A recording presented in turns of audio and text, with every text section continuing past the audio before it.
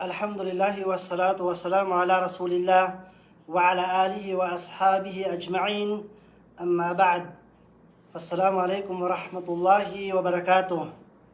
Sa lahat ng kapatirang Muslim, alhamdulillah, saan mang sulok ng mundo. Alhamdulillah, ito po ang inyong kapatid na si Abdul Muhaymin Igol, ang magbibigay po sa inyo ng karagdagang kaalaman sa Islam. Alhamdulillah, mga kapatid sa Islam, unang-una po, pasalamatan po natin ang Allah subhanahu wa ta'ala sa ibinigay niyang pagkakataon sa atin. At alhamdulillah mga kapatid, tayo po ay nasa loob ng buwan ng Ramadan na kung saan ang mga gawaing kabutihan dito ay gagantimpalaan ng Allah subhanahu wa ta'ala ng doble. Kung sa normal nga mga araw higaligsoon ay makukuha ng isang mananampalatayang Muslim ang gawain niyang kabutihan, ang gantimpala nito ay 10 hanggang 700 times na gantimpala na ibibigay ng Allah subhanahu wa ta'ala mga kapatid. Kung dito mo gawin sa Ramadan mga kapatid sa Islam, ay dudublihin po ng Allah subhanahu wa ta'ala ang kanyang gantimpala. Allahu Akbar. Kaya manatili po tayo sa paggawa ng kabutihan hanggang sa tayo ay nabubuhay mga kapatid. Hindi lang sa Ramadan at pagkatapos ng Ramadan ay may mga iilan sa atin mga kapatid na humihinto na din sa kanilang mga ibada. Yun po ay hindi po maganda yun. At hindi kaaya-aya sa isang mananampalatayang Muslim na naniniwala sa Allah subhanahu wa ta'ala, sa kaisahan ng Allah at sa kanyang mga propeta, na ihinto niya ang kanyang mga kabutihan mga kapatid. So, hindi nababagay. Kahit pa wala ng Ramadan higaligsoon, ay magpatuloy pa rin tayo sa paggawa ng kabutihan. Insyaallah. Alhamdulillah mga kapatid, may mga nag-comment po bago natin simulan ang ating topic, insyaallah. Sa lahat ng mga nagsalam po dyan, Waalaikumsalam warahmatullahi wabarakatuh.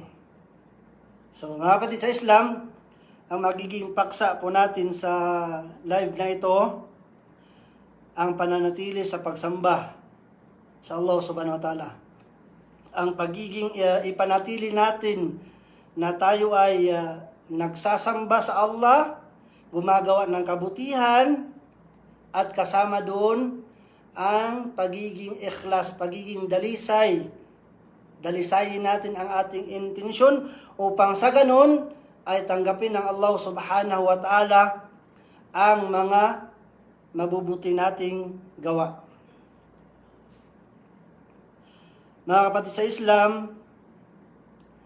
nagsabi ang propeta Muhammad sallallahu alaihi wasallam, إذا كان أول ليلة من شهر رمضان سفلت الشياطين ومردت الجن وغلقت أبواب النار فلم يفتح منها باب وفتحت أبواب الجنة فلم يغلق منها باب وينادي مناد يا باغي الخير أقبل يا باغي الشر أقصر walillahi u'taqa'u minan nar wa dhalika kulla laylatin.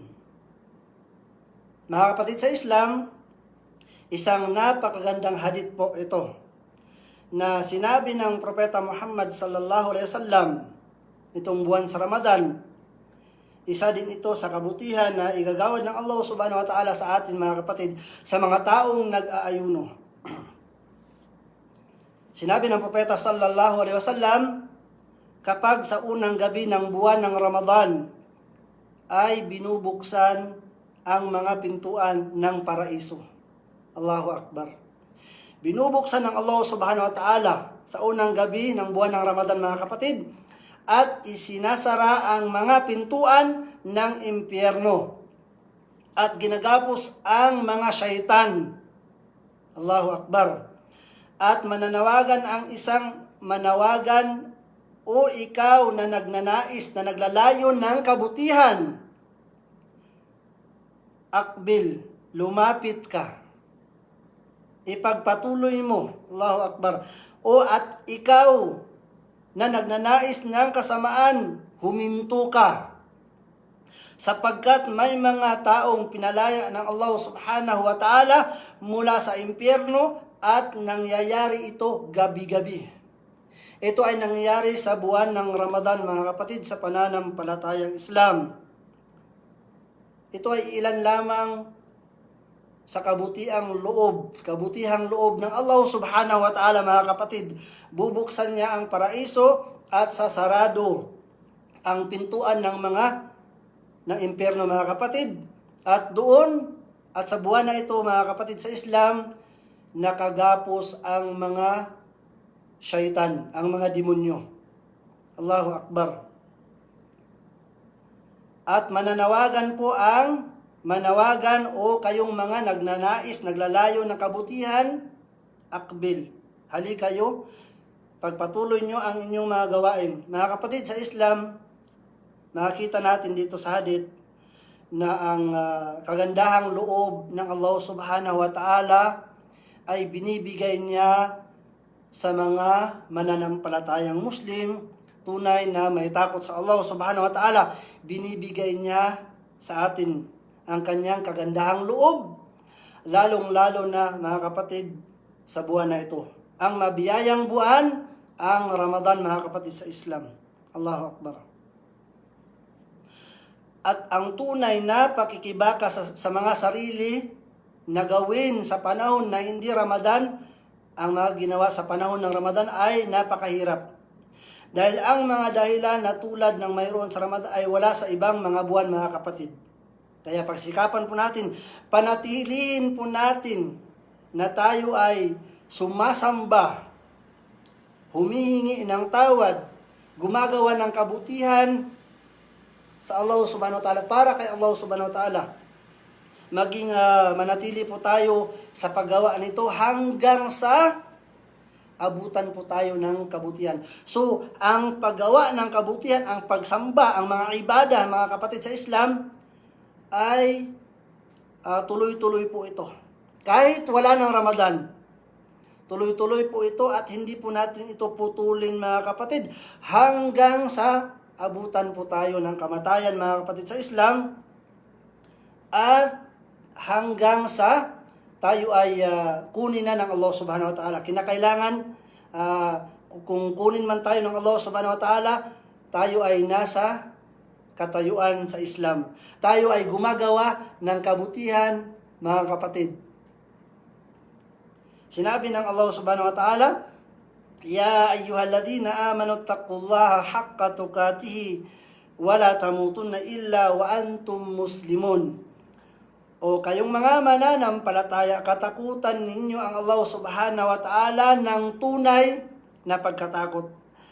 At huwag ninyong hayaan na kayo ay bawian ng buhay, maliban na lamang na kayo ay mga mananampalatayang Muslim, gumagawa sa kabutihan.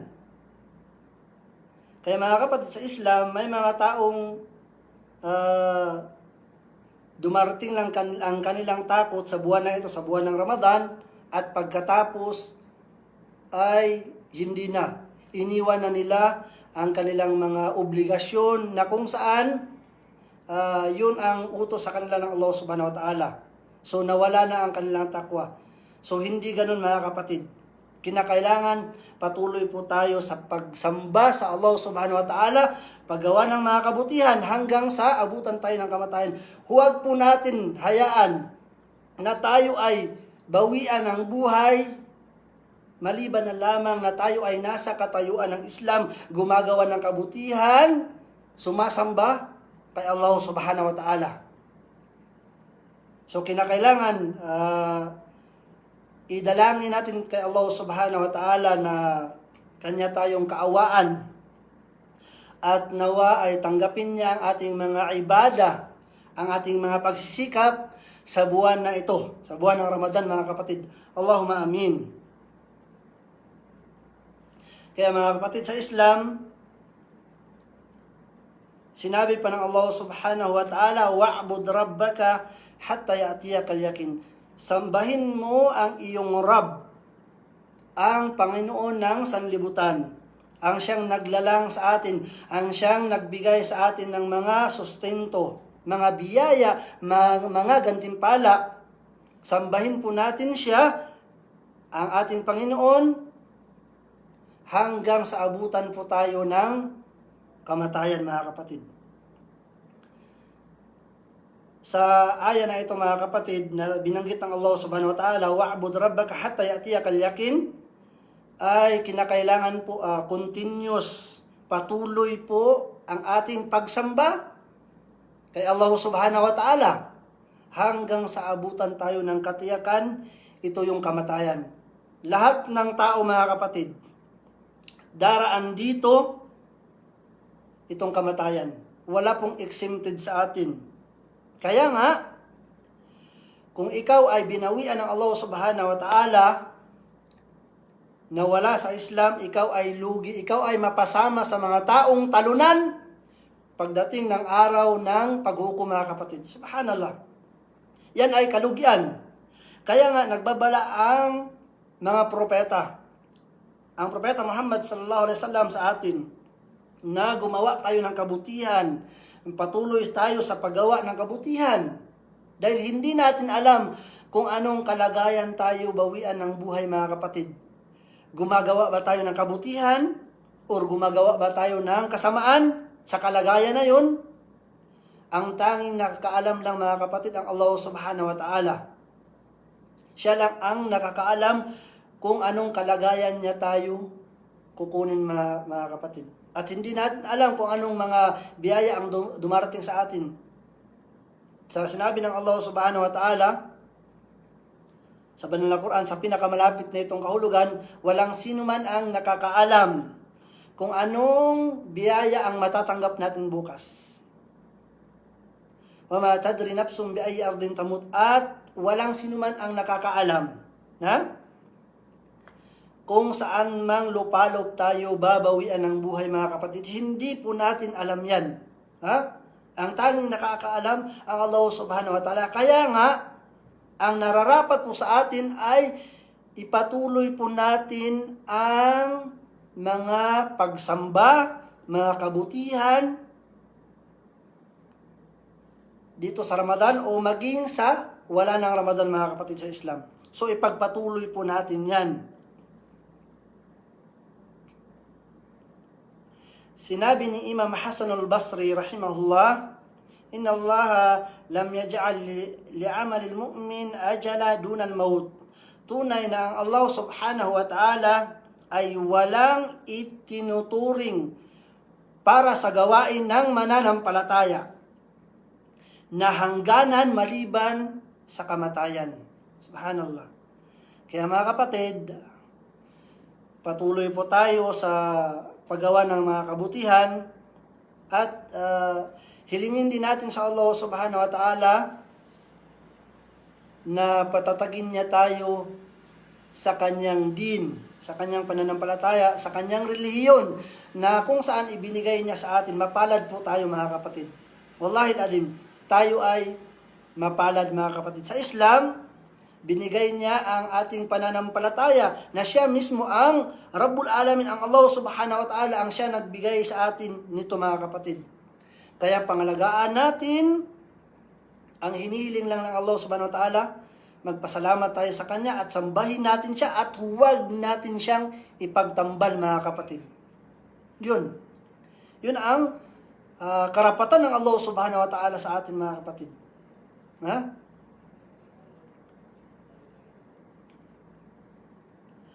At sinabi ni Isa alayhi salam, at ito ay nakasulat sa banal na Quran, wa awsani bis salati waz zakati ma dumtu hayya. So napakalinaw. At inutusan ako ng obligadong pagdarasal at obligadong kawanggawa habang ako ay nabubuhay, mga kapatid. So napakalinaw po sa aya na ito.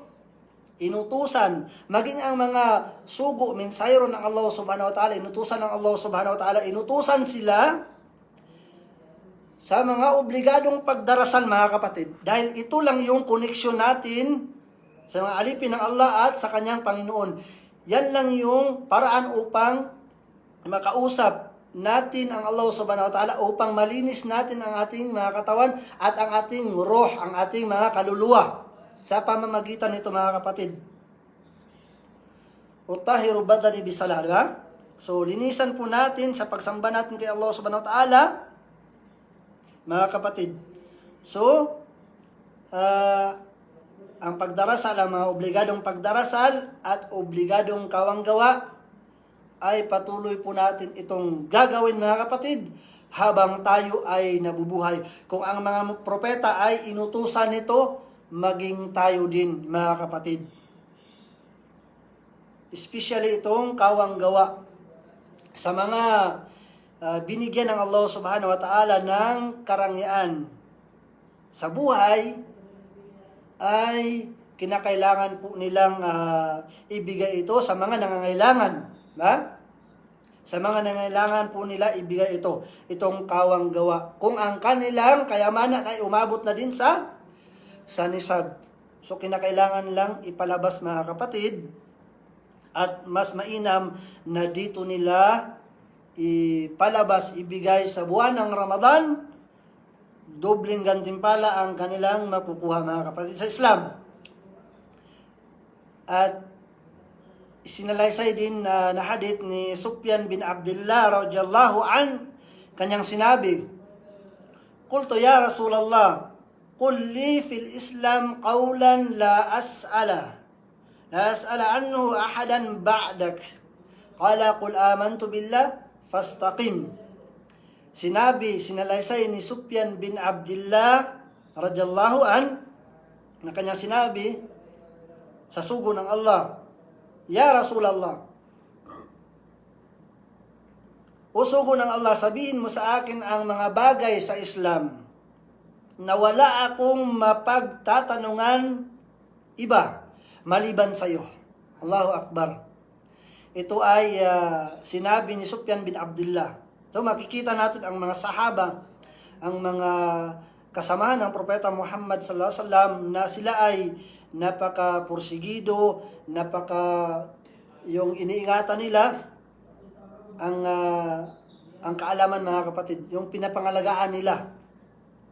Nagtatanong sila kay Propeta Muhammad sallallahu alaihi wasallam, ibig sabihin na ito ay pinapahalagahan nila, mga kapatid. Habang nabubuhay pa ang Propeta sallallahu alaihi wasallam, na kailangan makakuha sila ng mga aral, mga hadith nito, mga kapatid.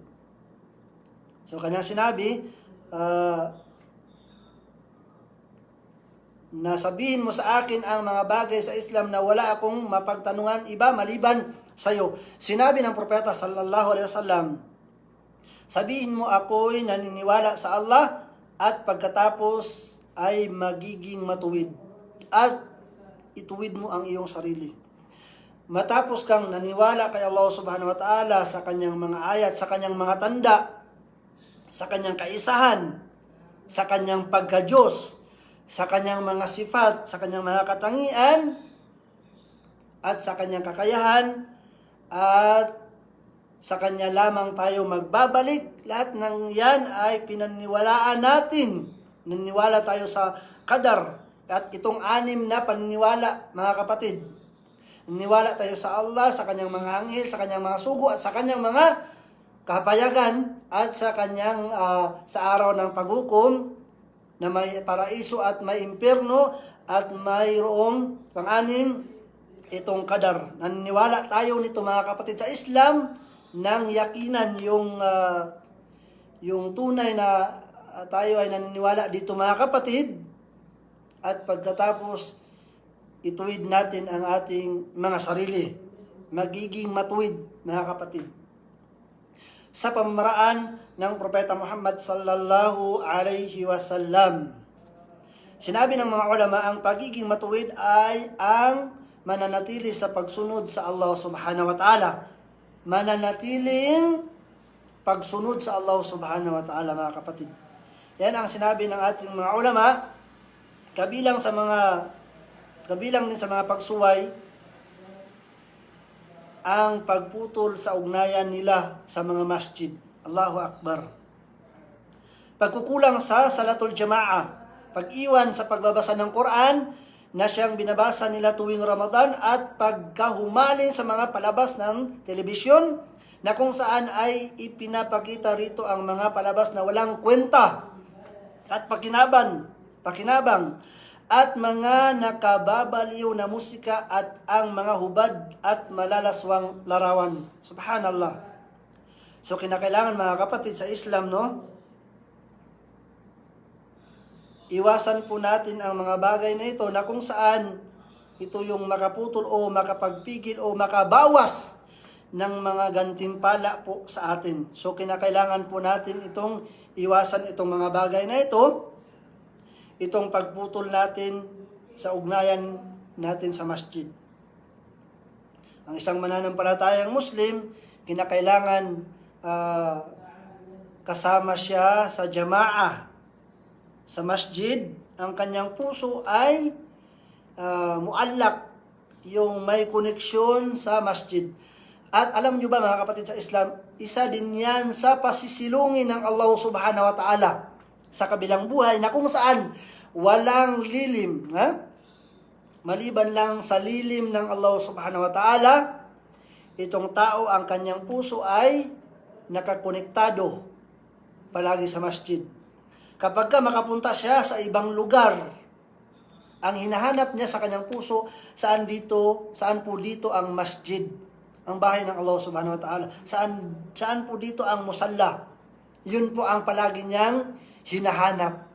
Yun po ang tao na yun, insyaallah ta'ala, isa po yun sa pasisilungin ng Allah subhanahu wa ta'ala sa kabilang buhay mga kapatid. Allahu Akbar. Kaya iduan natin sa Allah subhanahu wa ta'ala na ibilang niya tayo sa mga taong ganun. At palambutin ng Allah subhanahu wa ta'ala ang ating mga puso sa pag-alaala kay Allah subhanahu wa ta'ala. Yung mga taong nag-alaala kay Allah subhanahu wa ta'ala, buhay sila sa paningin ng Allah subhanahu wa ta'ala, kaysa doon sa mga taong hindi nag-alaala kay Allah subhanahu wa ta'ala, sila ay patay. Buhay nga sila, pero sa paningin ng Allah sila ay patay. Dahil bakit?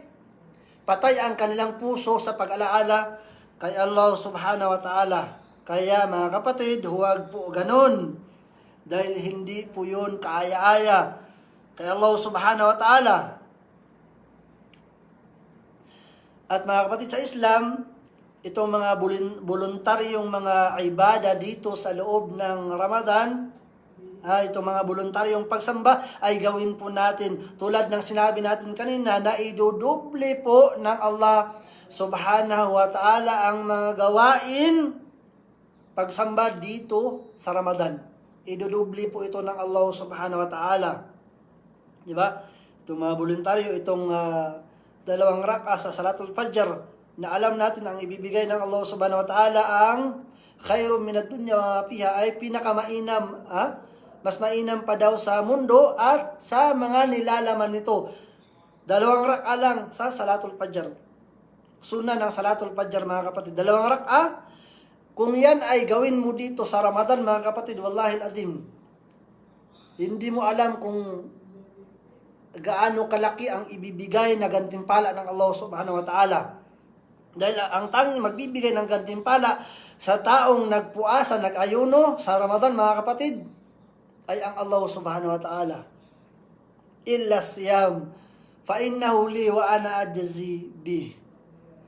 Maliban lang sa pag-aayuno, dahil ako ang magbibigay ng gantimpala dito. Allahu Akbar. Purihin po natin ang Allah subhanahu wa ta'ala mga kapatid sa Islam. At sinabi ni Aisha radhiyallahu anha, na ang propeta Muhammad sallallahu alaihi wasallam ay nagsabi, ahabbul a'mali ila Allah ta'ala adwamuha wa inqal. Subhanallah. Napakagandang hadith mga kapatid. Ang ibig sabihin nito, ang pinakaibig-ibig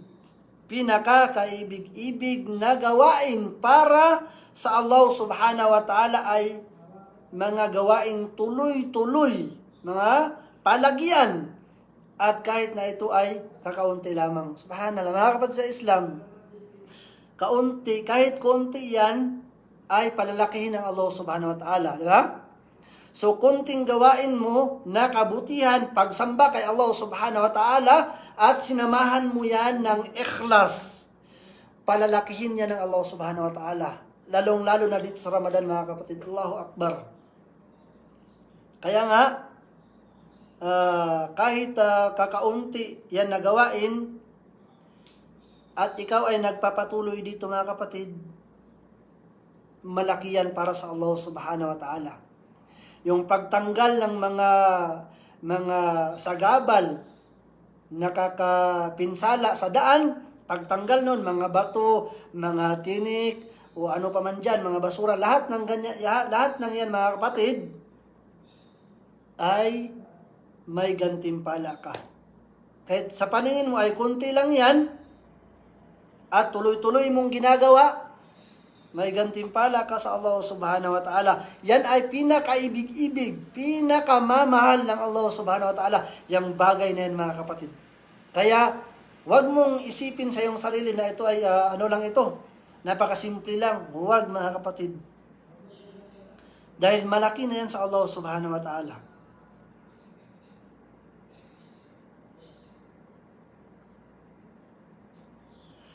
Bagkus pinagbawalan ng Propeta Muhammad sallallahu alaihi wasallam ang kanyang mga sahaba tumigil, o humunto sa paggawa ng mabubuting gawain.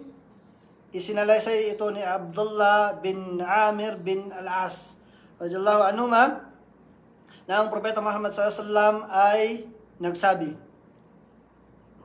"Ya Abdullah, la takun misla fulan. Kana yaqumul layla fataraka qiyamal layl." Subhanallah. Wa Abdullah, sinabihan si Abdullah ng Propeta Muhammad sallallahu alaihi wasallam, "O Abdullah, huwag kang maging katulad ni Fulan na nagsasagawa ng pagdarasal sa gabi, subalit iniwan niya rin ito kalaunan." Allahu Akbar, subhanallah. So huwag natin gayahin ang taong gaya nito, mga kapatid, na nagsasagawa ng pagdarasal sa gabi. Mga yung tarawih, yung mga voluntaryong iba pa, pagkatapos iniwan niya kalaunan, di ba? So huwag po natin gayahin, mga kapatid, ang ganitong mga tao. Kaya nga, ipatuloy po natin ang pagsagawa ng kabutihan, mga kapatid, sa Islam hanggang sa tayo ay nabubuhay pa lamang. So, alhamdulillah, mga kapatid, biyaya ito para sa atin. Sinabi pa ng Propeta Muhammad sallallahu alaihi wasallam, "Man sama Ramadana imanan wa ihtisaban, ghufira lahu ma taqaddama min dambi." Sino man ang nag-ayuno sa buwan ng Ramadan, sino man ang nag-ayuno sa buwan na ito, nang may pananampalataya kay Allah subhanahu wa ta'ala, at nagnanais, yung nag-aasam ng gantimpala mula kay Allah subhanahu wa ta'ala, patatawarin sa kanya ang mga nauna niyang mga kasalanan. Mga kapatid sa Islam, sa hadith na ito, dalawa po, may kondisyon na dalawa dito, mga kapatid, na dapat natin matutunan, mga kapatid sa Islam. Una dito, ang paniniwala natin sa Allah subhanahu wa ta'ala. Paniniwala natin sa Kanya na ito ay inubliga sa atin ng Allah subhanahu wa ta'ala. Itong mga gawain na ito, itong mga pagsamba na ito, at itong buwan na ito, buwan ng Ramadan, ay naniniwala tayo ng taos puso na ito ay inubliga sa atin ng Allah subhanahu wa ta'ala, at pagkatapos ay naghahangad tayo, nagnanais tayo na gantimpala na ibibigay ng Allah subhanahu wa ta'ala sa atin. Kaya kinakailangan, mga kapatid sa Islam, kung gumagawa tayo ng kabutihan, hangarin natin, naisin natin ang gantimpala ng Allah subhanahu wa ta'ala na ibibigay niya sa atin. Huwag po tayo maging katulad ng iba katulad ng ibang mga sekta, no, na gumagawa sila ng kabutihan at iniisip nila bahala na si Allah subhanahu wa ta'ala doon kung magbibigay pa siya ng gantimpala o tatanggapin ba yon? Hindi po yun, mga kapatid. Hindi po katulad ganun. Kinakailangan naisin po natin. Husnudan ba? Kinakailangan naisin natin. Mithiin natin na ang gantimpalang ibibigay ng Allah subhanahu wa ta'ala sa atin, mga kapatid.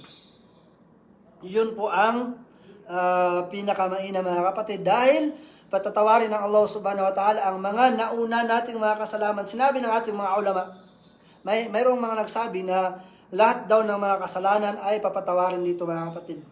Mga maliliit na kasalanan at ganun din yung mga malalaking kasalanan, mga kapatid sa Islam. Ngunit, ang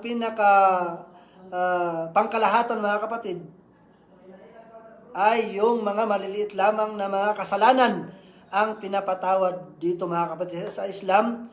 Maliliit na mga kasalanan at yung mga malalaking kasalanan ay kinakailangan po ng taubah. Taubatun nasuha, mga kapatid. Yung magbalik loob na tunay sa Allah subhanahu wa ta'ala. Mga kapatid sa Islam, alhamdulillah, sa ating mga nabanggit, no? Unang-una, pasalamatan natin ng Allah subhanahu wa ta'ala, mga kapatid. Naway nakapulot po tayo ng aral sa mensahe na ito, mga kapatid, at hilingin po natin sa Allah subhanahu wa ta'ala na Kanya tayong patatagin sa Kanyang relihiyon.